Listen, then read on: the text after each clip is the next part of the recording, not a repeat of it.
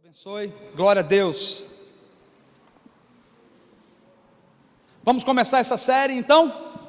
Um mês maravilhoso na presença de Deus, e com certeza Deus vai falar conosco muito hoje. Eu quero pedir para você verdadeiramente ficar bem firme na sua cadeira, para você apertar os seus cintos e deixar Deus te conduzir hoje, porque quando a gente fala sobre esse tema, prioridades, isso vai mexer em tudo que é área das nossas vidas. E você sabe o que eu acho maravilhoso? É que Deus é um pai, mas tão amoroso, e o pai, quando enxerga o filho andando de uma maneira que não está certa, que ele vai quebrar a cara lá na frente, o pai já começa a anunciar antes. E o nosso Deus hoje, como um bom pai, convidou você até aqui, para que você perceba o que precisa ser realinhado em sua vida. Como eu disse a você, durante todo o mês, essa é a nossa base, prioridades. Só que hoje eu quero falar que essa é a hora de começar a arrumar a bagunça. Eu vou falar, vários de nós aqui temos aquele quartinho em casa, aquele quartinho que a gente joga tudo lá dentro. Quando fala de bagunça, alguns aqui, não digo todos, mas alguns de nós sabemos exatamente o que significa bagunça. Isso está tudo revirado, e alguns ainda dizem assim: deixa, porque a bagunça, a minha bagunça eu conheço, eu não tenho problema. Se você mexer ali, eu não consigo entrar, mas se tiver do meu jeito, mesmo bagunçado, eu sei que ali é a minha organização.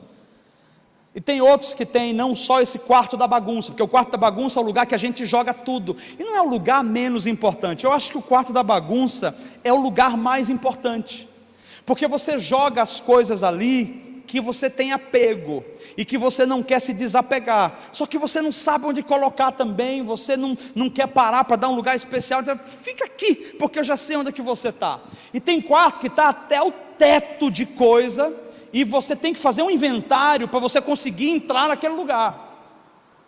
Outras pessoas guardam do passado ainda algumas caixas cheias de papel, de documento, que venceram em 1990, que venceram em 1988, você ainda guarda documentos ali, porque uma hora ou outra você vai precisar. Então você vai estocando e vai comprometendo espaço, você vai apertando coisas e vai metendo mais material ali dentro, mais produtos. Outras pessoas têm mania da acumulação, e elas andam pela rua: eu gostei disso aqui, está aqui. Alguém falou: eu tenho uma roupa extra, quer? Não precisa, mas eu pego e eu coloco ali. O que importa é que tem que estar comigo, porque vai que eu preciso num determinado momento. E aí você se enche de coisa. Outros guardam até carta. Casais, tem casais, daqui não, graças a Deus, mas eu já atendi outros casais, que tem a caixinha, tem o quarto da bagunça e tem a caixa da bagunça. E essa caixa da bagunça é onde se guarda algumas coisas, inclusive bilhetes que receberam lá de trás, de 1800, coloca ali. Existe até casais que guardam bilhetes de outros relacionamentos lá atrás, não porque está conectado ainda, eu espero que não, mas porque olhou e falou: cara, que legal, aquela foi uma mensagem tão boa, e terminou guardando ali. Na verdade, tudo isso gera sobrepeso, e esse sobrepeso começa em um momento ou outro a oprimir. Você vai saber o quanto você é desorganizado quando você faz uma mudança, ou quando você precisa fazer um mutirão na tua casa, porque você começa a abrir as portas e você vê: meu Deus, eu coloquei coisa em cima do guarda-roupa, embaixo do guarda-roupa, eu coloquei embaixo da cama, eu coloquei embaixo do travesseiro, eu coloquei lá atrás na casinha do cachorro. E quando você vê, a sua vida está uma loucura, uma bagunça total. E hoje o Senhor está dizendo: é hora de arrumar essa bagunça, é hora de alinhar as prioridades, é hora de rever o que está errado, é hora de começar a trazer para a vida cotidiana apenas o que vai ser necessário carregar com você. Chega de carregar sobrepeso, chega de trazer entulho, Chega, e a razão disso é porque pessoas estão morrendo todos os dias, pessoas estão morrendo nas suas emoções, pessoas estão morrendo nos seus sonhos, nos seus projetos, porque a cada dia que a gente vive, nós precisamos tomar uma decisão, e nós não conseguimos tomar uma decisão porque nós temos um monte de tralha conosco. Eu lembro de uma mensagem que Jesus disse para os discípulos: quando vocês forem pregar o Evangelho, não levem nada, não levem 2 sandálias, não levem 2 túnicas, levem apenas uma roupa, uma sandália e uma bolsa, para que onde vocês cheguem, vocês possam entrar e ali ficar, e quando tiver que sair, saiam sem nenhum impedimento. Jesus estava ensinando que nós temos que ter na consciência que nós não fomos feitos para carregar sobrepeso, seja sobrepeso material, físico, ou sobrepeso material também no corpo, tá? Inclusive eu falei que ia falar não quero que vocês riam de mim, por favor. Mateus, você pode até editar isso, estou brincando. Deixa eu dizer para você, eu fui no aeroporto, e eu fui levar a Anne, era meio-dia, não, desculpa, eu não lembro a hora. Eu fui para o aeroporto, cheguei lá, tinha uma mulher sentada nesse lado aqui, uma senhora, e os meninos, você sabe como eles são, né? Foi pegar os telefones públicos, falei, não mexam com isso, e fiquei, não mexam. Aí uma senhora, que eu acho que ela deveria ter algum desvio mental, ela, para falar o que ela falou, só tinha que ter, né? Ela falou assim: ô menino, vocês estão loucos, é? Eu olhei assim, eu falei, não, deixa, porque é uma senhora, e aí ela olhou assim para eles: deixe de mexer nas coisas dos outros, vocês que quebram, né? Eles vieram para perto, eu falei, tá vendo aí, ó, eu falei para vocês, não façam isso, agora vocês têm que ouvir um carão da mulher. Aí ficaram perto de mim, ela olhou assim para eles: e vocês não engordam não, meninos? Olha só como vocês são magrinhos, vocês nunca vão casar. Eu falei, tá repreendido. Ela falou, não vai casar, porque homem magrinho não casa, só casa homem gordinho. Olha o pai de vocês aí como é que tá, ó. Ô meu irmão, eu não sabia nem se dizer obrigado para a mulher, até mais, boa noite. Peguei, eu falei, já chega, né? Porque até eu ouvi por causa da irresponsabilidade de vocês.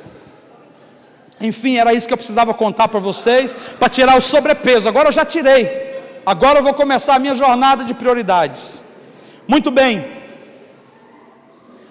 o que Deus deseja fazer hoje conosco é trazer para nós a realidade de que quando as nossas prioridades estão invertidas, presta atenção, quando as nossas prioridades estão invertidas, a gente começa a viver um caos, nada dá certo, nunca conseguimos chegar no horário, as coisas não andam, não funcionam. Tinha aquele contato que alguém ligou para você, vamos fechar, vai ser um negócio, e o negócio não vai, e você fica se perguntando por quê? Será que existe uma maldição comigo?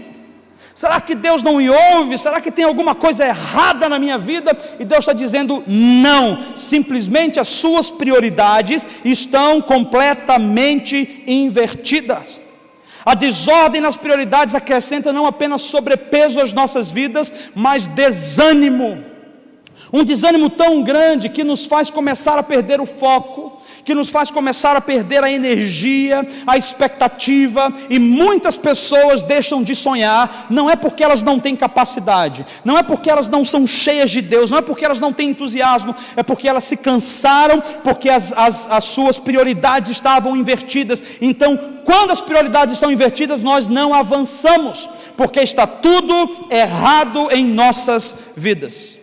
Prioridade é aquilo que você coloca em primazia, em evidência, que você dá valor, que você coloca em primeiro lugar. Prioridades são coisas importantes na sua vida, aquilo que você diz, cara, pode cair o mundo, mas isso aqui eu não posso deixar de fazer. E todos nós temos na nossa lista, ou no nosso coração, uma certa escala, cheia de prioridades, e essas prioridades nem sempre são as prioridades corretas. E esse é o problema.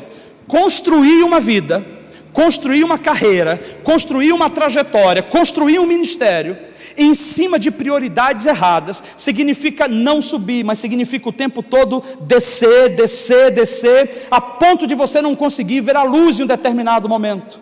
E Deus está dizendo hoje, como é que está o teu quarto da bagunça? Já imaginou se ele falasse assim: filho, vai na casa de tal família e bate lá e fala para eles: posso entrar para ajudar vocês nessa bagunça? Como está o quarto da bagunça na sua casa? Como é que estão aquelas caixas que você guarda há não sei quantos anos? Como é que estão os entulhos ao redor da sua casa? Como é que está a grama? Deus está nos alertando hoje que em todas as áreas da nossa vida, hoje, nós precisamos rever alguns conceitos. E a razão que eu comecei elaborando sobre esse tema é porque nós já estamos em junho. E por estar em junho, alguns de vocês, na virada do ano, que estiveram aqui conosco, eu lembro, nós fizemos uma resolução. Eu ouvi pessoas escrevendo sonhos, planos e projetos. Alguns estavam tão entusiasmados que falaram assim: esse vai ser o ano mais feliz da minha vida. Faltava pular e voar. Eu digo, glória a Deus, olha a unção. Porque a pessoa tinha esperança de que esse ano trouxesse algo melhor. Mas um ano novo com a mente velha é o mesmo ano passado. Se você entra num tempo novo, mas você não muda a sua mente, você está tão no passado como antes. É preciso renovar a mente. Só que estando em junho, nós podemos dar uma parada e fazer uma reavaliação da nossa vida. Você cumpriu o que você tinha falado que iria cumprir? Você conseguiu alcançar alguns daqueles pontos básicos que você falou para o Senhor que você queria alcançar? Será que você conseguiu avançar em alguns pontos que você sabe que seria necessário? Nós já estamos em junho. Se você não tomar tento agora, se você não se despertar agora, nós chegaremos a dezembro e esse ano pode ter sido um ano perdido para você. Eu não sei se você sabe, mas você não é Highlander. Você não vive para sempre. A sua vida tem um prazo de validade. Você chega até o momento e você já não tem a mesma força. Obviamente as oportunidades vão se repetir. Vão de novo bater a sua porta, vão de novo ligar no seu telefone, mas eu quero garantir para você uma coisa: a força que você tem hoje não vai ser a mesma que você vai ter amanhã. As oportunidades se repetem, mas a força diminui. E se você não souber trabalhar agora enquanto é dia, se você não se organizar agora enquanto você está vivendo num tempo de paz, quando chegar o tempo da guerra, quando chegar o tempo da correria, quando chegar o tempo do caos ou do tumulto, eu não sei, você não vai conseguir se mover. E o Senhor está dizendo: o que você tem feito do seu tempo? O que você tem feito da sua vida? Quando você olha para você, o que é que você enxerga? Quais são os alvos, quais são os sonhos, quais são as aspirações? Ah, querido, se você soubesse que Deus tem uma mente brilhante, uma mente sábia, uma mente muito inteligente. E Paulo diz: assim como Ele é, somos nós aqui na terra. E Paulo também diz: nós, porém, temos a mente de Cristo. Nós não estamos barganhando com pensamentos comuns, pensamentos medíocres. Nós estamos falando de filhos de Deus, que foram abençoados por Deus. Você tem uma mente fenomenal, você tem uma mente maravilhosa. O que está faltando então para que a gente comece a colocar a nossa vida no trilho? Por que as coisas não andam? Por que a gente não consegue dar passos firmes? Não consegue de fato lograr em alguma coisa? Porque nós estamos perdidos em nossas prioridades.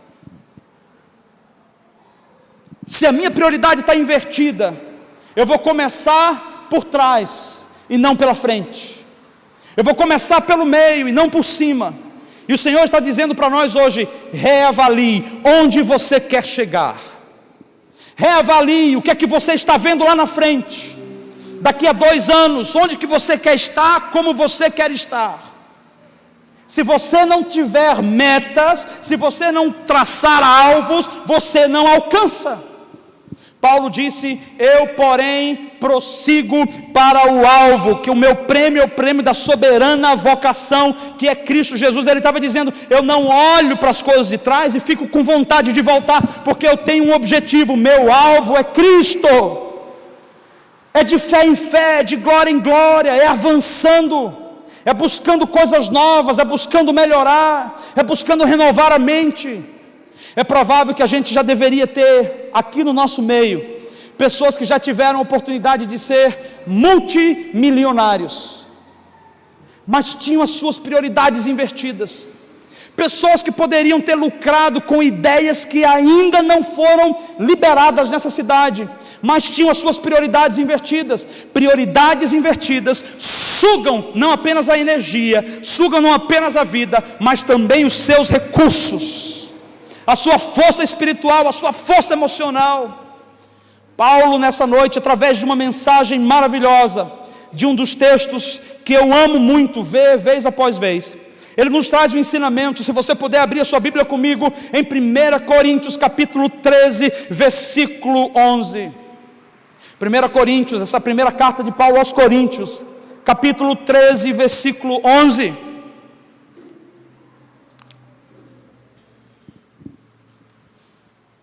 Paulo começa dizendo: quando eu era menino, falava como quem? Como menino. Eu sentia como menino, eu discorria como menino, mas logo que cheguei a ser homem, acabei com as coisas de menino. Vamos ler de novo? Quando eu era menino, falava como menino, sentia como menino, discorria como menino, mas logo que cheguei a ser homem, acabei com as coisas de menino. Ele traz uma referência um tanto que interessante, porque é natural de uma criança de até 10, 12 anos de idade só brincar, só curtir a vida. Crianças se divertem, crianças não têm responsabilidade de pagar conta. Por que elas vão ficar preocupadas quanto que o pai tem que pagar de energia? Elas entram no chuveiro, elas ligam aquele negócio e a gente grita: menino, sai do banheiro. Eu não sou dono da Copel não, menino, pelo amor de Deus. Mas dia após dia é a mesma coisa. Mas as crianças são crianças, elas são inconsequentes dentro dessa medida da vida dela, da inteligência que Deus deu para cada uma delas, porque isso é natural. A gente espera isso delas. Crianças que brincam e que podem dormir tarde, porque vão acordar tarde, porque no outro dia elas estudam só tarde. Então não existe problema. Crianças podem se divertir, crianças podem aproveitar a vida sem nenhuma responsabilidade. Só que Paulo está dizendo aqui algo que choca, e deve chocar de fato.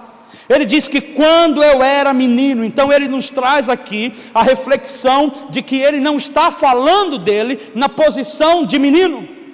Ele não apenas estava se conscientizando, mas ele estava trazendo uma mensagem para um povo, o povo que escutava, e provavelmente ele estava dizendo para esse povo: cuidado para você não viver como menino na fase adulta, porque a gente espera que um menino seja inconsequente, seja irresponsável, mas um homem não. Porque quando o homem é irresponsável, não apenas ele afunda, mas a família dele afunda também. Não apenas a família dele afunda, mas ele arruína com sonhos, ele arruína com projetos. Existem pessoas que vivem com ladainha: eu não posso, eu não tenho, eu não consigo. Dá certo para todo mundo, menos para mim. Parece que Deus não me abençoou, Deus não me agraciou. Não tem nada a ver com a bênção de Deus. Na cruz do Calvário, Jesus disse: está tudo consumado. Naquele dia ele estava liberando sobre mim, sobre você, as bênçãos, os benefícios da cruz do Calvário, da sua morte. Se você não está vivendo abençoado hoje, não é por causa de Deus. Se as coisas não estão indo bem, não é por causa de Deus, é porque as prioridades estão invertidas. Eu não vou dizer na sua vida, nas nossas vidas. E essa mensagem não vem para você, essa mensagem vem para nós, comunidade bíblica Logos. Deus está dizendo para nós: observem onde estão, tracem uma meta para onde vocês querem chegar, porque eu quero ajudar vocês a chegarem, mas vocês precisam organizar as prioridades. Quando eu era menino, eu podia dormir até meio-dia, mas hoje eu sou um homem inadmissível. Preste atenção, alguns vão dizer: pastor, mas você está sendo radical. Não, querido, eu estou sendo coerente com a vida. Quem dorme até tarde, escute, quem vive dormindo todos os dias até tarde, não estou falando da folga, não estou falando do feriado, quem vive dormindo todos os dias até tarde, não vai desfrutar do melhor de Deus lá na frente que você estava esperando, porque a Bíblia diz que o trabalho dignifica o homem, e desde o pecado, quando o pecado aconteceu, a Bíblia disse, pelo suor do teu rosto, você sobreviverá, você vai comer. Essa ideia religiosa, medíocre e ridícula, de que a gente vai ficar o dia todinho dizendo, Deus, manda o pão, manda o pão, manda o pão, calma aí. Ele não vai mandar o pão para você se você estiver deitado esperando. Ele não vai mandar a provisão se você não se mover. Deus é Deus que faz a matéria-prima e Ele entrega na sua mão. E Ele diz, eu te abençoei, vá e faça, vá e desfrute. Um monte de crente que fica chorando aos pés do Senhor, e Deus dizendo, mas eu não posso fazer nada, porque as suas prioridades estão invertidas. Você tem gastado mais do que tem recebido. Você não tem se preocupado com a maneira como você tem investido os recursos que deveriam estar sendo poupados. Você está comendo reservas que não era para hoje. Na verdade, se é reserva, era para amanhã. Como que a gente pode cobrar de Deus ou pedir, Deus, me abençoe, me abençoe? Ele é misericordioso, Ele é gracioso, e Ele está dizendo, se você se arrepender e você se alinhar, eu vou liberar sobre você mais ainda. Igreja, preste atenção, é hora de observar como nós estamos vivendo. Todos nós queremos algo novo de Deus, todos nós queremos viver aquela novidade, ser abençoado, mas como que a gente vai ser abençoado fazendo as mesmas coisas erradas que a gente fez até hoje e que a gente quer continuar fazendo amanhã, porque os resultados velhos vão ser os mesmos se as nossas ações velhas forem as mesmas. É hora de mudar a mente, é hora de tomar um rumo na vida, é hora de dar passos novos. É hora de se levantar e respirar e dizer, Deus, me ajuda, porque eu quero crescer, eu quero desenvolver, e eu quero ser alguém de fato muito abençoado. Eu não estou falando que todos vão ser milionários, não é isso. Nem todo mundo é chamado para ser milionário. Mas eu quero dizer uma coisa para você, Deus quer prosperar a todos, e prosperidade não tem a ver com dinheiro apenas. Prosperidade tem a ver com o inteiro de Deus. Isso é, eu sou abençoado no meu corpo, eu sou abençoado na minha alma, eu sou abençoado no meu espírito. Porque não adianta ter R$1 milhão e ser divorciado da esposa. Não adianta ter R$1 milhão e não ter o coração do filho. Então riqueza não quer dizer nada, mas prosperidade é paz, prosperidade é convicção de que eu estou no centro da vontade de Deus, de que Deus me ama, eu amo a Deus, eu sou salvo e um dia eu estarei com Ele lá na eternidade, lá na glória. Eu era menino e fazia coisas de menino, eu sentia como menino, eu ficava chateado quando as pessoas falavam alguma coisa comigo, só que Deus está dizendo, para de meninice, porque se você ficar se ferindo o tempo todo, se você ficar se ofendendo o tempo todo, você vai começar a construir uma vida para baixo. Ele está dizendo, não é mais a hora de viver como menino, é hora de se levantar, homem, é hora de se levantar, mulher. Olha para frente, deixa Deus liberar ideias na tua mente, deixa Deus começar a liberar verdades absolutas em você, deixa Ele prosperar os teus pensamentos. Me diz uma coisa, você sabe quem inventou o primeiro celular? Não sabe, né? Eu também não sei, mas eu sei que existe. Por volta de 1700, alguém um dia pensou em se comunicar com outra pessoa, e ela buscou uma ideia, preste atenção, ela não tinha os pré-requisitos que ela precisava para conseguir elaborar uma maneira de se comunicar, se fosse por rádio ou por ondas, não tinha.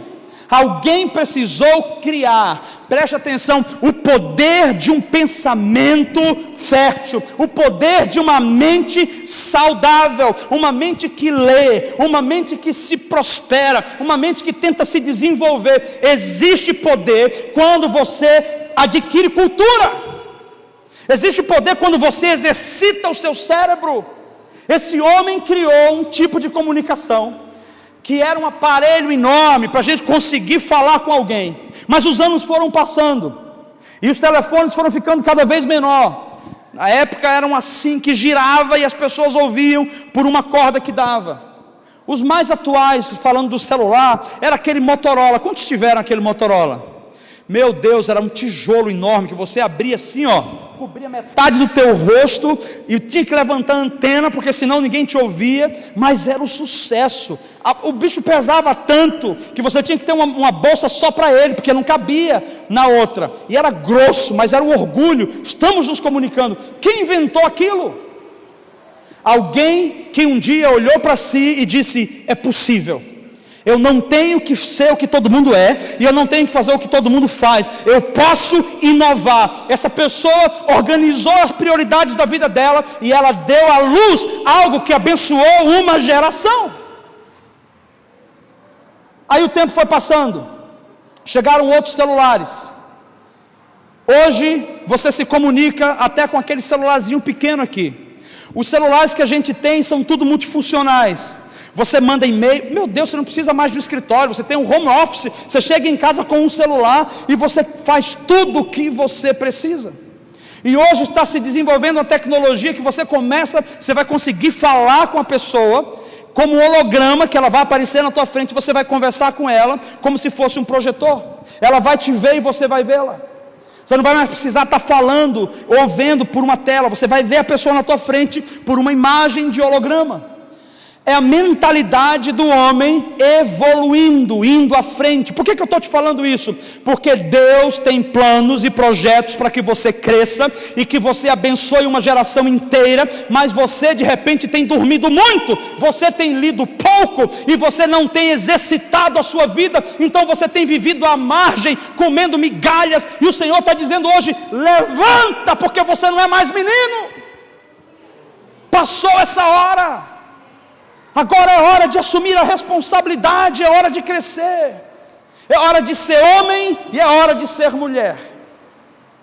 Porque lá no futuro você não vai poder reclamar da igreja, não vai poder reclamar do seu líder, não vai poder reclamar do seu pastor, da sua mãe, não vai poder reclamar de ninguém, porque ninguém é responsável pelo seu fracasso. Ninguém é responsável também pelo seu sucesso, porque as decisões e as escolhas são unicamente suas. Ainda dá tempo de reorganizar, ainda dá tempo de arrumar a bagunça profissional, a bagunça financeira, a bagunça intelectual, a bagunça emocional. Ainda dá tempo, porque o Senhor nos deixou um ajudador, e o nome desse ajudador é o Espírito Santo. É aquele que gera a mente de Cristo, é aquele que te dá ideia, é aquele que te ensina como fazer. Ainda dá tempo. Mas como são as tuas prioridades?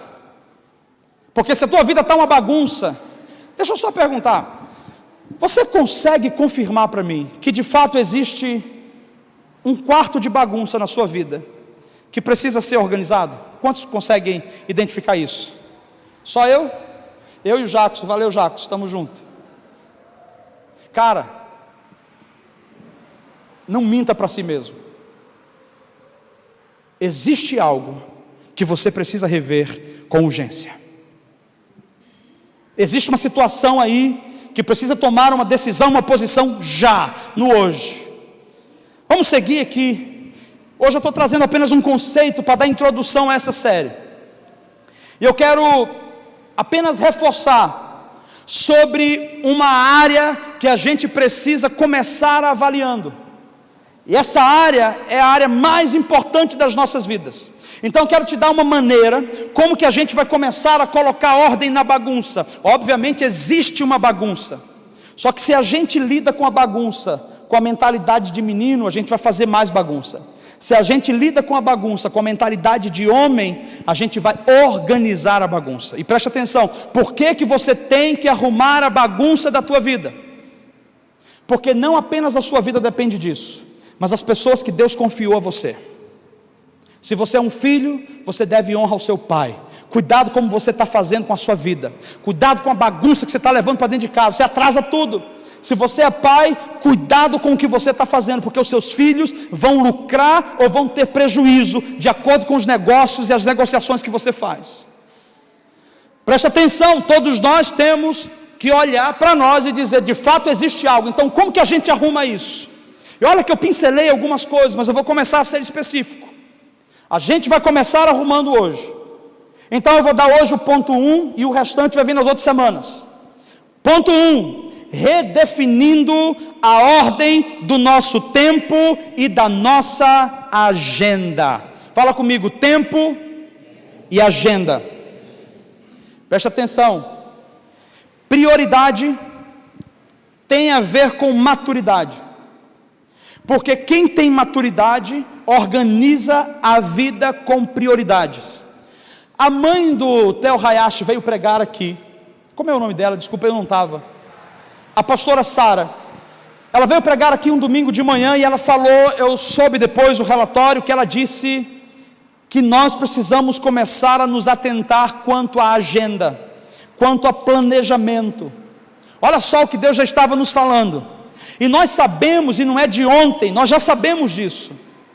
Se você não tiver uma agenda, se você não tiver uma lista de compromissos, de afazeres, você se perde durante o dia. Sabe por que a gente chega no final do dia e fala assim, meu Deus do céu, não consegui fazer nada do que eu queria fazer? Porque você fez tudo e você usou 24 horas do dia que você tinha, mas você fez as coisas erradas. E quando você chega em casa ainda tem as coisas certas para ser feitas, você fala, Deus me dá mais 5 horas, me dá mais 18 horas, mais 20 horas. Ele não vai dar. Ele vai te dar a habilidade e a maturidade para você se organizar, para você começar a colocar no papel. Então preste atenção, se a gente vai falar sobre essa redefinição da ordem do nosso tempo e da nossa agenda, nós já estamos trazendo para você uma diretriz: mantenha uma agenda constante com você. Mantenha um bloco de notas ao seu lado o tempo todo. Um bloco de notas dentro da sua bolsa quando você sair, um bloco de notas dentro do carro e um bloco de nota em casa. Às vezes a gente se acha tão maravilhoso em nossa mente, que as pessoas nos ligam e falam, não, mas eu tenho a mente ótima. Cara, você pode perder negócio, porque você não lembrou o nome do teu cliente. Você pode perder negócio, porque você não anotou a hora certa e chegou lá atrasado. Tenha sempre um bloco de notas com você, uma agenda. Isso é uma maneira de estabelecer o que é prioridade. Isso é uma maneira de organizar as nossas prioridades. Então, só para esclarecer, prioridade é o que você estabelece em primazia, isso é em primeiro lugar. Que eu falei que prioridade está ligada à maturidade. E maturidade é a maneira como você administra as suas prioridades. Então, prioridade você estabelece as coisas ou alguém em primeiro. Maturidade é como você administra as coisas ou pessoas que você colocou naquela escala. Mas que fique bem claro que prioridade não é o que a gente escreve no início da lista. Prioridade é o que a gente cumpriu no final do dia. Porque você pode colocar ali Deus, família, eu mesmo, meu filho, minha esposa, colocou tudo aquilo em primeiro lugar. Só que você chega no final do dia, a tua esposa não teve você, o teu filho não teve você, Deus não teve você, e você fez tudo, você socorreu a todos, mas você deixou de cumprir aquilo que era importante. O importante sempre vai militar contra aquilo que é urgente. E geralmente o que é urgente não tem parte com o que é importante, e o que é importante não está atrelado ao que é urgente. O importante tem a ver com o processo de vida. Importante tem a ver com aquilo que você constrói, que vai sendo construído para o teu futuro. A urgência é o que você tem que resolver agora. A urgência tem a ver com as situações corriqueiras que acontecem. E essas urgências terminam sendo como raposinhas em nossas vidas. Por exemplo, você me liga e você precisa conversar comigo. É importante ou urgente? Pastor, é importantíssimo. Qual é o grau da importância? O meu cachorrinho está passando mal aqui e eu preciso de alguém que leve ele no médico. Minha irmã, eu estou no hospital para fazer uma visita para uma pessoa que está com câncer, está morrendo. Pastor, mas era da igreja? Não, pelo amor de Deus, pastor, primeiro os de casa, depois os da rua. Então a mulher morre com câncer, mas o teu cachorro vive. Sim, pastor, porque o meu é importante, o seu é urgente. E urgências precisam ser administradas. Não que a gente vai deixar de resolver urgências, mas urgências precisam ser administradas, e você vai entender o porquê e como administrá-las. Isso é, nosso primeiro ponto, redefinindo a ordem do nosso tempo e da nossa agenda. Aí você vai ter que abrir a sua Bíblia comigo em Êxodos, capítulo 18. Pega, Márcio, por favor, essa minha Bíblia que eu deixei ali. Obrigado, querido. Êxodos, capítulo 18.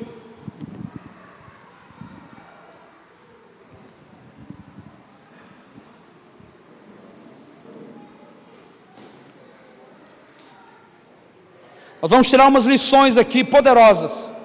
Capítulo 18, a partir do versículo 13. Todos encontraram? Êxodos capítulo 18, a partir do versículo 13. E diz assim a palavra: no dia seguinte assentou-se Moisés para julgar o povo.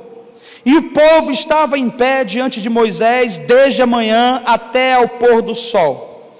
Vendo, pois, o sogro de Moisés tudo o que ele fazia ao povo, disse: que é isto que fazes ao povo? Por que te assentas só, e todo o povo está em pé diante de ti, desde a manhã até o pôr do sol? Respondeu Moisés ao seu sogro: é porque o povo me vem a mim para consultar a Deus. Quando tem alguma questão, vem a mim, para que eu julgue, e entre um e outro, e lhes declare os estatutos de Deus e as suas leis. O sogro de Moisés, porém, lhes disse: não é bom o que fazes. Repita comigo: não é bom o que fazes. Ah, meu Deus do céu, Tiago, vamos de novo, gente, vou pegar a mania do Tiago agora, hein, para injetar em vocês. Fala comigo: não é bom o que fazes. Eu quero que você decore isso para você entender o que você vai falar para você mesmo. Então vamos lá. O sogro dele então disse: não é bom o que fazes. No versículo 18: sem dúvida desfalecerás, tanto tu como este povo que está contigo, pois isto é pesado demais para ti, tu só não o podes fazer. Ouve, pois, as minhas palavras, eu te aconselharei, e Deus será contigo. Representa o povo perante Deus, leva as suas causas a Deus, ensina-lhes os estatutos e as leis, e faz-lhes saber o caminho em que devem andar e a obra em que devem fazer. Procura dentre o povo homens capazes, tementes a Deus, homens de verdade, que aborrecem a avareza. Põe-nos sobre eles por chefes de 1000, chefes de 100, chefes de 50 e chefes de 10. Preste atenção, você viu que ele falou homens que aborrecem a avareza, porque Deus não levanta líderes avarentos, egoístas. Primeiro ele nos trata no bolso, na generosidade. Vamos lá, versículo 22. Para que julguem esse povo em todo o tempo, toda causa grave trarão a ti, mas toda causa pequena, eles mesmos julgarão. Será assim mais fácil para ti, e eles levarão a carga contigo. Vamos parar até aí. Eu gostaria que você avaliasse. Esse texto está falando com uma mensagem sobre liderança, mas eu tenho aprendido com Tiago Fraga, que ele falou que todos nós nascemos para ser líder de pelo menos uma área das nossas vidas. Isso é, todos nós nascemos em Deus com a capacidade de liderar algo ou alguém. De alguma maneira você tem alguém debaixo de você, de alguma maneira você tem alguém que depende de você. Isso é, Deus te fez um líder nessa área.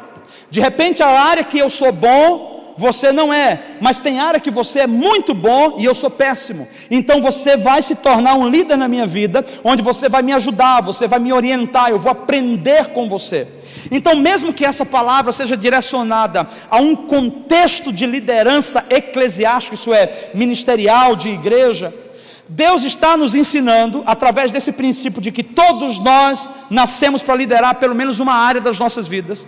Deus está nos ensinando que existem aqui segredos maravilhosos, que se a gente colocar em prática, as coisas vão andar diferentes. Então nós vamos começar falando como colocar em ordem, ou redefinindo esse tempo e essa agenda. Primeiro que você precisa compreender é que o tempo não depende de você, você depende do tempo. Porque você pode passar 24 horas assistindo seriado na TV. Você pode passar 10 horas do seu dia no Facebook ou no WhatsApp. Depende de você, mas o tempo não para por causa de você. E o tempo vai te cobrar cada minuto que você investiu ou deixou de investir. Ele vai cobrar o minuto que você passou muito tempo parado, ocioso. Mas ele também vai trazer os benefícios do investimento que você fez quando você o usou corretamente. Então vamos ordenar o tempo na nossa vida. Tempo a gente só consegue dimensionar o quanto custa quando você fala com alguém que está vivendo os seus últimos dias de vida. Você olha para uma pessoa que está agonizando no hospital, que não está conseguindo respirar. O que o médico falou para ela: você tem 3 horas de vida. Quando você diz para ela assim: eu posso te acrescentar 5 minutos, aquela pessoa faz qualquer negócio e qualquer compromisso com você, porque o tempo estava escasso. E é isso que nós precisamos entender. Enquanto eu e você não compreendermos que o tempo não é para nós eterno, para esse corpo, ele tem um prazo de validade. Enquanto não compreendermos isso, nós vamos desrespeitá-lo, nós vamos desperdiçá-lo. Eu não estou falando que você não possa se divertir, mas eu estou falando que Eclesiastes capítulo 3 diz que existe tempo para tudo. Tempo para trabalhar e tempo para dormir.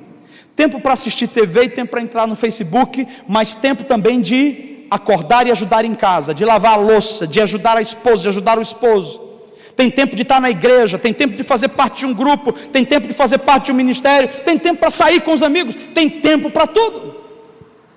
E Deus estabeleceu ordens em tudo. E dentro dessa organização de tempo, você precisa entender o seguinte: eu e você prestaremos contas a Deus de tudo que fizemos com o nosso tempo e o que deixamos de fazer com o nosso tempo. Um tempo desse eu tive um problema sério no estômago. Nunca tive esse problema, refluxo. Estava viajando demais, cheguei numa cidade, o pastor me levou para comer um sushi, meu Deus, o melhor sushi, comida que eu amo. Comemos um monte, já era meia-noite depois que eu preguei, aquele dia eu preguei muito. Terminei de pregar, vamos comer. Comemos e depois fomos para a casa dele. Ele falou: não, come esse bolinho que tem aqui. Tanto que eu falo assim: nunca mais eu vou na tua casa, você desgraçar a minha vida. Toma esse bolinho e esse café. Cara, o café da esposa dele era maravilhoso. Eu comi à noite e tinha que viajar às 5 horas da manhã. Então você come e dorme. Só que chega um momento que você brinca com o tempo. E quando ele começa a te cobrar, o teu corpo não dá mais conta, porque você estabelece uma rotina de tempo e o teu corpo se acostuma com aquilo. E quando você não consegue mais dar, ele exige, e ele vai tirar de onde? Vai tirar da tua saúde, vai tirar das tuas finanças, vai tirar da tua paz e vai te encher de ansiedade. Então eu já deitei sentindo ruim. Eu falei assim: eu acho que eu não deveria ter comido aquele último sashimi. Se eu não tivesse comido aquele último, eu estaria bem. Mas começou, igual o Mateus diz, que ele come e a comida fica aqui. Eu falei: claro, o cara come 1 prato, 2 pratos, 3. Estou brincando, Mateus. Mas a verdade é essa: quando a gente não organiza o tempo, a nossa vida fica desregrada. O que aconteceu? Eu chego em casa uma madrugada, deitado, e levanto desesperado buscando ar. Na cabeça eu falei: caramba, o diabo veio me enforcar à noite. Eu pensei logo. Só que não saía palavra para expulsar o demônio. E quanto mais força eu fazia, mais sem ar eu ficava. Levantei, abri a boca assim para ver se dava para respirar, abri o nariz. Cara, e voltou lá, Anne, pelo amor de Deus, o que aconteceu? Teu coração? Eu falei, não, meu coração está ótimo. Botou a mão aqui, não é coração. Eu digo, isso foi o demônio que me fez comer, eu acho, né? Porque você come muito, você se arrebenta, não é Deus. Enfim, estamos nas prioridades, tenha misericórdia de mim, eu vou me alinhar também. Eu e você juntos, vamos lá. Enfim, no outro dia, durante o dia, os espasmos foram ficando mais curtos. Eu não podia tossir. E eu vinha pregar, meu Deus, eu tinha que ter um copo com água, porque a garganta tinha que estar molhada. Porque o refluxo vinha, e eu falava, mas não é refluxo, porque eu não sinto nada. Fui no médico, e o médico falou, é refluxo. Mas eu não sinto, não dizem que refluxo queima? Ele falou, o teu é o pior caso. Eu falei, meu Deus, já não bastava ser refluxo, tem que ser o pior. Ele falou, Paulo, o teu é o refluxo silencioso. Você não sente e ele vem. E aí a tua garganta, a traqueia, ela, para não deixar aquele líquido vir e ferir a tua boca, a tua garganta, ela trava. E no que ela trava o ar, ela trava tudo. Só que são de 6 a 10 segundos sem ar. Eu digo, mas como que eu vou saber? Eu estou lutando para respirar, vou meter uma caneta aqui para respirar. Estava doido já. Aí ele falou, fica tranquilo, você tem que ficar parado e esperar 10 segundos. Eu digo, cara, é difícil, fica parado que você vê que dá certo. E não é que deu certo, porque aí eu tossia, trancava a garganta, eu ficava parado, já ficava vermelha, Anne, está tudo bem? Não me aperrei, tipo assim, não me acelera. Já, está tudo ótimo. Que remédio que eu tomei para resolver isso? O remédio que eles deram não resolveu nada, porque eu continuei, ficando assim. O remédio foi uma reorganização no meu tempo de alimentação. Eu como 7 horas da noite, é o meu almoço. Pô, cara, uma hora ou outra você vai ver que o negócio vai desandar dentro de você.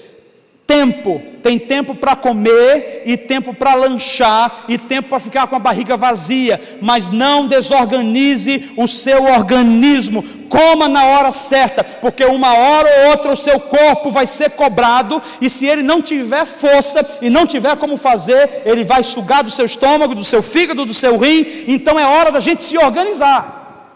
É hora da gente olhar para nós e pensar o seguinte, que o mandamento é, ama ao teu próximo como a ti mesmo. Se eu não me amar com qualidade, eu não vou poder amar o meu próximo com qualidade, porque eu amo o meu próximo baseado em como eu me amo. Se eu sou relaxado comigo, eu vou ser relaxado com o meu próximo. Se eu sou mentiroso comigo, eu vou ser mentiroso com o meu próximo. Se eu sou falso comigo, eu vou ser falso com o meu próximo. Então eu preciso, em primeiro lugar, organizar aqui dentro o tempo, o meu tempo e o meu templo. Deixar o Espírito Santo colocar a mão aqui dentro e dizer assim, deixa eu fazer aqui um revestrez, como fala lá no Nordeste, e resolver alguns pontos. Tempo. Quanto tempo você dorme? Pastor, pelo amor de Deus, achei que eu não estava, vinha para o culto, vim para uma consulta.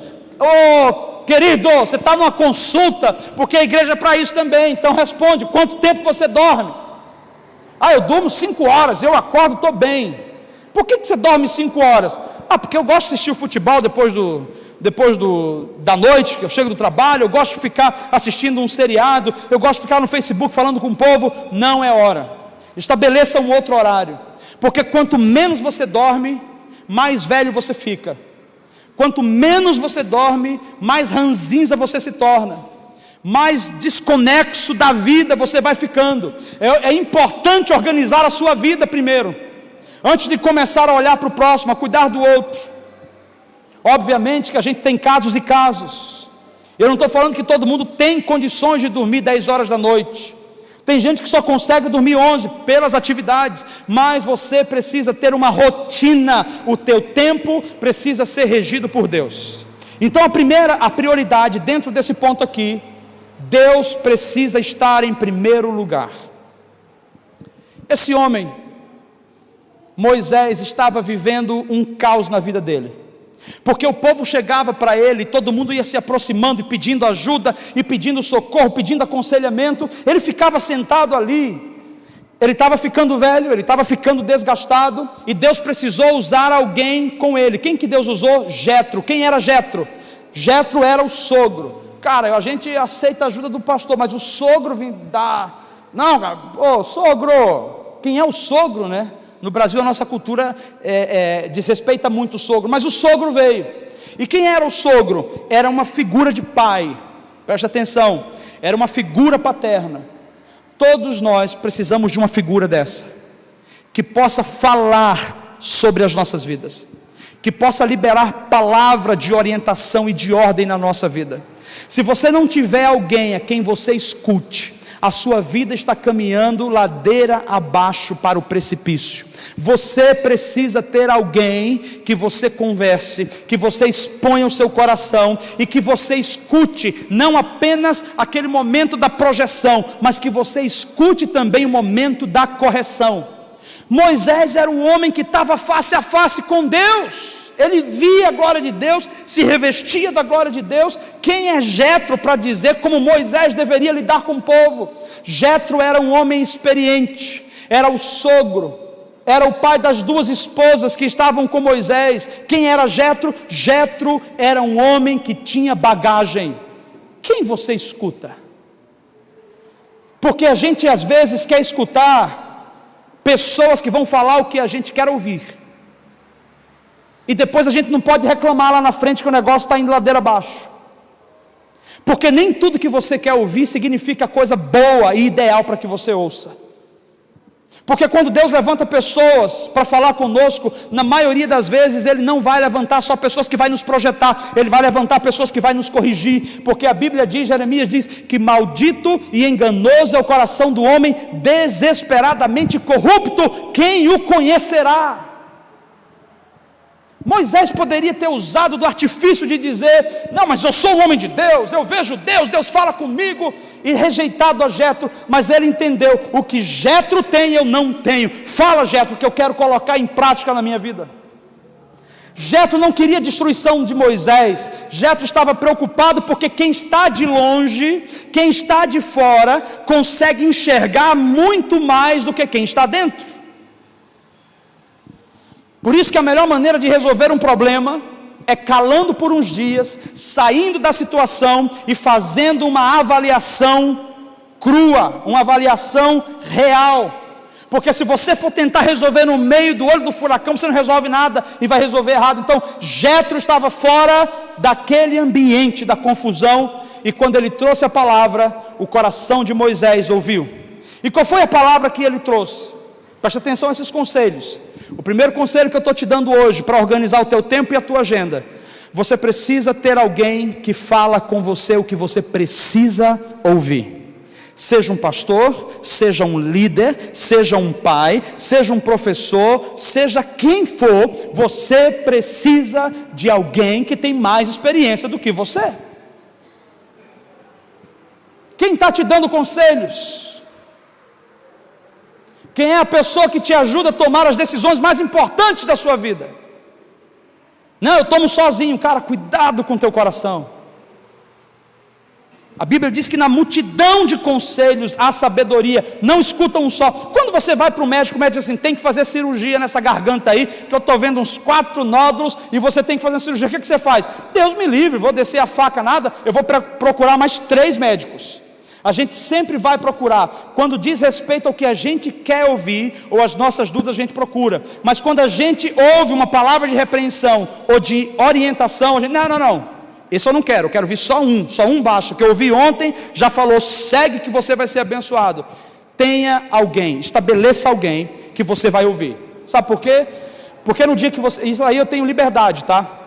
As pessoas da igreja, que têm se colocado submisso nesse sentido de pastoreio, cara, se eu te ligar e você estiver dormindo 11 horas da manhã, sem necessidade, eu vou dizer, meu irmão ou minha irmã, levanta-te, pelo amor de Deus, vai tomar um rumo na tua vida, está na hora de trabalhar, está na hora, vai ler um livro, não tem trabalho? Vai ler, vai estudar a palavra, vai fazer um exercício, mas não fica parado perdendo tempo.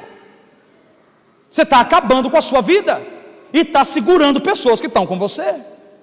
Ouça pessoas que têm experiência. A outra coisa que Jetro fala para ele é, se você continuar assim, você vai morrer, e vai também matar esse povo que está com você. Olha só, nós não somos a solução para o mundo. Jesus é a solução para o mundo.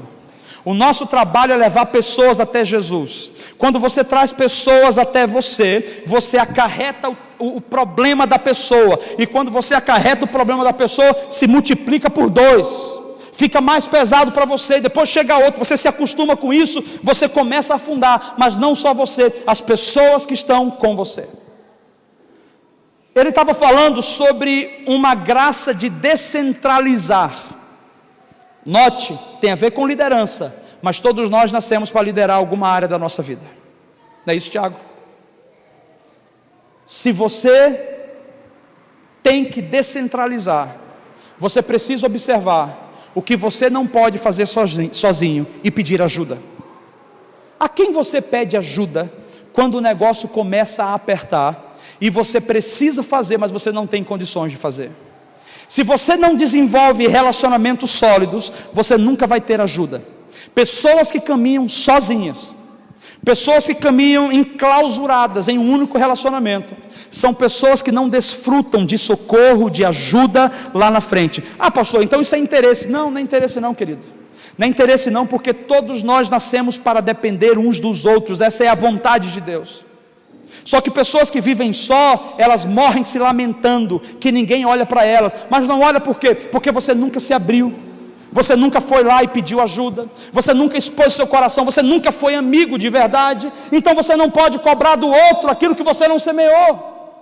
Você não pode colocar a responsabilidade sobre alguém que você mesmo não cultivou. Então ele estava dizendo aqui, o povo está morrendo e você precisa de pessoas com você. No tocante à família, nós somos uma equipe. Você tem pai, mãe, você tem uma equipe em casa. Se você olhar para o seu pai e colocar tudo sobre ele, cara, vai cair o mundo. Você precisa ajudar o seu pai, porque aí o seu pai também já está ajudando você. Ajuda a tua mãe está ajudando você. Esposa, ajuda a tua esposa. No momento que você estiver abatida, ela vai estar forte o suficiente para levantar você. No momento que ela estiver abatida, você vai estar forte o suficiente para levantá-la. Nós precisamos desenvolver esse relacionamento onde nós ajudamos uns aos outros. Nós precisamos descentralizar. Eu vou explicar o que seria descentralizar. Sabe aquelas pessoas que dizem assim, eu já fui assim no passado, tá? Eu preciso até mudar um pouquinho. Não, bastante, eu tenho que mudar bastante nisso. Tem que declarar e confessar que a gente já fica livre. Olha só, você chega e fala assim, faz isso aqui para mim, querida, vai ali e leva aquele negócio. Aí a pessoa vai e leva. Só que você faria levando assim. Ela faz assim, Aí você olha e fala assim, não, deixa, colocou errado. Eu mesmo vou lá e coloco. Sabe o que significa isso? Centralizador. Eu centralizo em mim. Não é que eu não confie nela, mas é que eu fico com tanto medo dela não fazer do jeito que eu queria, que eu termino trazendo uma sobrecarga sobre mim, e de alguma maneira aqueles que estão comigo começam a sentir o peso. Deus está dizendo para você hoje, confie nas pessoas, porque nem tudo vai ser do seu jeito. Abra mão para que as pessoas te ajudem, porque nem sempre tem que ser a sua maneira. Confie, porque é Deus que é o dono da sua vida, da sua família, é Deus que é dono do seu ministério, é Ele que vai ajudar pessoas. Porque se elas não tiverem oportunidade, você também não se desenvolve, nem elas vão se desenvolver. Nós somos membros uns dos outros. Então esse foi o segundo conselho também que a gente enxerga aqui. Aí ele diz assim, Moisés, vai você para Deus, e você busca a Deus, e depois você desce e responde ao povo. E a gente vai ficar por aqui, porque esse conselho caracteriza a nossa prioridade máxima. Qual é a nossa prioridade máxima? Mateus 6, versículo 33, que fala o quê?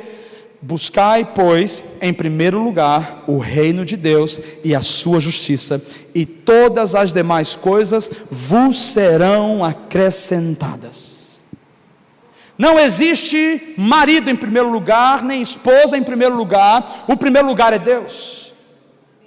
Se Deus não estiver em primeiro lugar, a sua esposa não estará bem. Se Deus não estiver em primeiro lugar, o seu esposo, os seus filhos não estarão bem, os seus negócios não estarão bem. Pastor, defina Deus. Além de ser o Criador, o grande arquiteto, aquele que pensou e sonhou, aquele que é soberano, que tem todo o poder, que sustenta a sua vida, Ele é aquele que deseja compartilhar com você o coração dele, para que você seja próspero à maneira de Deus, para que você viva bem e viva muito, para que você não tenha que morrer com 40 anos, para que você não tenha que morrer com 35 anos, para que você tenha uma longa vida, e que a sua vida seja uma expressão de louvor para Ele, ajudando pessoas a saírem da meninice e se tornando homens e mulheres de Deus. Então, ter Deus em primeiro lugar significa desenvolver uma vida prática de comunhão com Ele. Como desenvolvemos uma vida prática de comunhão com Deus? Oração. Oração é uma conversa franca com Deus. Pastor do céu, eu não consigo orar. Então você tem um problema. Eu quero convidar qualquer pessoa aqui que diga assim: eu não consigo orar. Eu quero entrar num propósito com você, de 21 dias a 40 dias, a gente conversando sobre isso e desenvolvendo uma vida prática. Eu vou te dar algumas orientações, mas preste atenção. A oração, ela destrava áreas da sua vida. A oração, ela acalenta você em momentos de crise. A oração te faz enxergar saída quando já não houver mais saída. A oração atrai o milagre. A oração materializa a vontade de Deus. A oração vivifica corpos mortos. A oração faz com que todas as coisas se tornem possíveis, com que tudo se torne uma realidade. Mas a oração acende em você um fogo de paixão por Deus. Pastor, eu não consigo orar. Você não precisa começar a orar 10 horas por dia. Mas você não tem 5 minutos? Não tem, a minha vida é ocupada. Você não consegue tirar 10 minutos por dia? Não, você tem 10 minutos para Deus por dia. Você só está negociando esse tempo com outra coisa, seja com Facebook ou seja com Twitter. Porque no final do dia você vai observar na sua lista um monte de coisa que você fez, que eram urgências desnecessárias, mas que não eram importantes. Porque o que é importante vai conduzir você a longo prazo. O que é urgente vai apenas apagar o fogo do momento. Isso é, não vai gerar nada, vai apenas amenizar algo que vai ficar apagado ali, mas depois vai voltar de novo com mais força. Mantenha uma vida prática de oração. Ele falou: primeiro vai você diante de Deus, e depois você traz a resposta ao povo. Se você dorme mais, e você acorda e não tem tempo, que você tem que sair trabalhar, ou ir para a escola, você não consegue ler a Bíblia, cara, você tem algo muito sério acontecendo com você. Deus precisa estar em primeiro lugar. O salmista disse: de manhã cedo eu busco a tua presença. Pela madrugada eu me levanto e oro. Ah, pastor, já é demais, eu só quero ser um crente comum, não quero levantar de madrugada. Amém, cara, não levanto, não estou mandando você tem que levantar de madrugada, mas eu estou dizendo que você precisa ter um momento na sua vida que você diz assim: esse é o meu tempo e o tempo dele. Quando alguém te ligar, fala que eu não posso atender porque eu estou orando, porque eu estou lendo a Bíblia. Ah, não, mas é urgente, me desculpe, pede para ligar para o Paulo Silva, pede para ligar para o Tiago, pede para ligar para a Kate, pede para ligar para o Tanaka, tá lá. Liga para alguém, mas nesse momento eu tenho um compromisso com Deus. Sabe por quê? Porque às vezes você está no Facebook, alguém te liga e você fala assim: não, daqui a pouco eu atendo que eu estou falando com alguém. Qual a importância que Deus tem na sua vida? Então Jetro está dizendo para ele aqui, organiza a tua vida e tudo lhe vai bem, porque você vai ficar bem e o povo vai ficar bem. Então ele descentralizou, ele teve mais tempo para buscar a Deus. Se eu não tiver tempo para buscar a Deus, querido, eu vou chegar aqui no domingo, lendo um sermão que não é meu, produzindo algo que não tem nada a ver comigo, só porque eu preciso falar alguma coisa, e eu não quero ser esse tipo de pastor. Eu preciso gastar mais tempo com Deus do que com você. Aqui, digamos, eu gasto 1 hora pregando, eu tenho que gastar pelo menos uns 3 dias buscando. Minha esposa sabe quanto tempo eu invisto antes de pregar. Quando eu não tenho um dia inteiro, pelo menos um dia inteiro, 24 horas, para poder me organizar num sermão, eu fico louco, porque eu sei que eu posso ir além. Mas aí, vou abrir a Bíblia aqui. Eu lembro de um profeta que eu fui no Nordeste. Meu Deus, aquele homem: não, deixa eu orar por ti. Eu falei: não precisa. Não, mas eu quero orar. Aí veio me dar uma bênção, e olha só como ele orou. Ele pegou a Bíblia, Tem uma palavra para você. Eu digo, então fala. Aí ele fez assim, ó, onde eu abri 10. Aí botou, eu digo, não, querido, vai que tu abre em Apocalipse, em Ezequiel, em sei lá onde, vai me dar uma palavra de cajadada. Ele falou, até que foi uma palavra boa, mas esse tipo de profetada, esse tipo de ministração, onde eu chego em cima da hora, esbaforido, e vamos ler a Gabra. Não, queridos, nós precisamos nos preparar, nós precisamos buscar a Deus com integridade, nós precisamos ter um tempo de qualidade. Que nós saiamos daqui nessa noite com essa convicção: se Deus não estiver em primeiro lugar, nada vai dar certo na sua vida. E para eu saber que Deus está em primeiro lugar, eu tenho que ter um tempo no meu dia específico, onde eu oro, onde eu leio a Bíblia e eu espero Deus falar comigo. Todos os dias, não é um dia só, é todos os dias. Pastor, você não sabe da minha rotina. Pare o seu carro, acorde mais cedo, porque se eu te falasse que você ia ganhar amanhã 500 mil reais no banco, só que você tinha que sair daqui, chegar 2h30 da manhã e ficar até 7 horas da manhã, você iria. E você iria por quê? Porque tem a ver com algo que você vai ganhar. Com Deus você não perde, você só ganha. Só que às vezes a gente não vê e aí a gente despreza. Mas preste atenção, as coisas que a gente não vê muitas vezes são mais valorosas do que aquela que você está tocando e está vendo. Saia daqui com a convicção nessa noite de que algo precisa mudar e de que a ordem precisa acontecer. Organize o seu tempo e organize a sua agenda, e nessa organização anote tudo que você tem que fazer no dia seguinte, porque se você não tiver um cronograma, você vai se perder. E nesse cronograma não esqueça de colocar: eu preciso de um tempo com Deus. Pastor, e se eu só puder tirar um tempo com Deus meio-dia, é colocar Ele fora da prioridade? Não, contanto que naquele dia você esteja com Ele, porque eu sei que nem todo mundo consegue cedo, mas naquele dia você precisa ter um tempo com Deus. O recado foi dado, a mensagem está sendo liberada. O segredo da prosperidade é: ouça o Senhor, ouça os seus líderes, ouça os seus profetas, os seus pastores, e prosperareis. Eu não estou ensinando do meu coração, eu estou ensinando a palavra de Deus. Se você colocar em prática, essa palavra é poderosa e ela vai te levar além. Mas não reclame se você está vivendo uma vida meia lá e meia cá, que as coisas não estão indo bem. Ainda assim eu quero te ajudar. Sempre nós estamos aqui para ajudar, porque o nosso coração é para pessoas.